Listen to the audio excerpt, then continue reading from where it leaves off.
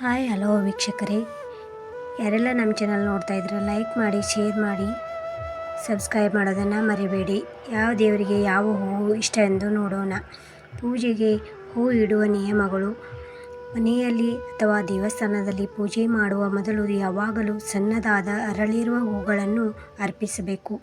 ಈ ಹೂವನ್ನು ದೇವರ ವಿಗ್ರಹದ ಮಧ್ಯಭಾಗದಲ್ಲಿ ಇರಿಸಬೇಕು. ಅದರ ನಂತರ ದೊಡ್ಡ ಬಿಳಿ ಹೂಗಳನ್ನು ಅರ್ಪಿಸಬೇಕು. ನಂತರ ಹೂವಿನ ಮಾಲೆ ಅಥವಾ ದೊಡ್ಡ ಹೂವನ್ನು ಇಡಬೇಕು.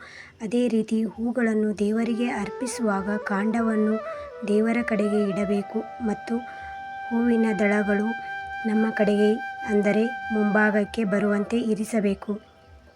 ಮೂಸಿ ನೋಡಿದ ಹೂಗಳನ್ನು ದೇವರಿಗೆ ಇಡಬಾರದು. ಏಕೆ? ದೇವರಿಗೆ ಅರ್ಪಿಸಿದ ಹೂಗಳ ಪರಿಮಳದ ಮೂಲಕ ದೇವರು ಮನೆಯಲ್ಲಿ ಅಥವಾ ಪೂಜೆ ಮಾಡಿದ ಸ್ಥಳದಲ್ಲಿ ಸಕಾರಾತ್ಮಕ ಶಕ್ತಿಯನ್ನು ಹರಡುತ್ತಾನೆ ಎಂದು ಹೇಳಲಾಗುತ್ತದೆ. ದೇವತೆಗಳ ವಿಗ್ರಹಗಳಿಂದ ದಳಗಳಿಗೆ ಅಲೆಗಳು ಹರಡಿ ಅವುಗಳ ಪರಿಮಳದ ಮೂಲಕ ಆರಾಧಕರನ್ನು ತಲುಪುತ್ತವೆ. ದಳಗಳ ಸುವಾಸನೆಯ ಸಹಾಯದಿಂದ ಸಕಾರಾತ್ಮಕ ಅಲೆಗಳಾಗಿ ರೂಪಾಂತರಗೊಂಡು ಶಕ್ತಿಯನ್ನು ಒದಗಿಸುತ್ತವೆ.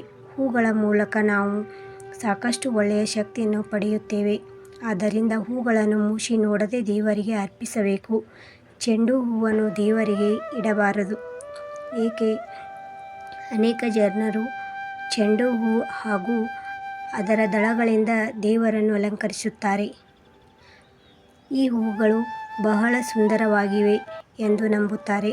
ಆದರೆ ನಿಯಮಗಳ ಪ್ರಕಾರ ಈ ಹೂಗಳನ್ನು ದೇವರಿಗೆ ಅರ್ಪಿಸಬಾರದು ಎಂದು ಹೇಳಲಾಗುತ್ತದೆ. ಯಾಕೆಂದರೆ ಈ ಹೂಗಳು ಶಾಪಗ್ರಸ್ತವಾಗಿವೆ.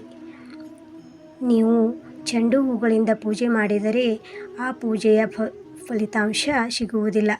ಅದರ ಬದಲು ಪೂಜೆಯ ಸಮಯದಲ್ಲಿ ನೀವು ಬಾಗಿಲಿಗೆ ಚೆಂಡು ಹೂವಿನ ಮಾಲೆಯನ್ನು ಕಟ್ಟುವುದು ಅಥವಾ ಚೆಂಡು ಹೂವಿನಿಂದ ಅಲಂಕರಿಸಬಹುದು. ಪೂಜೆಗೆ ಯಾವುದೇ ಕಾರಣಕ್ಕೂ ಚೆಂಡು ಹೂ ಬಳಸಬೇಡಿ.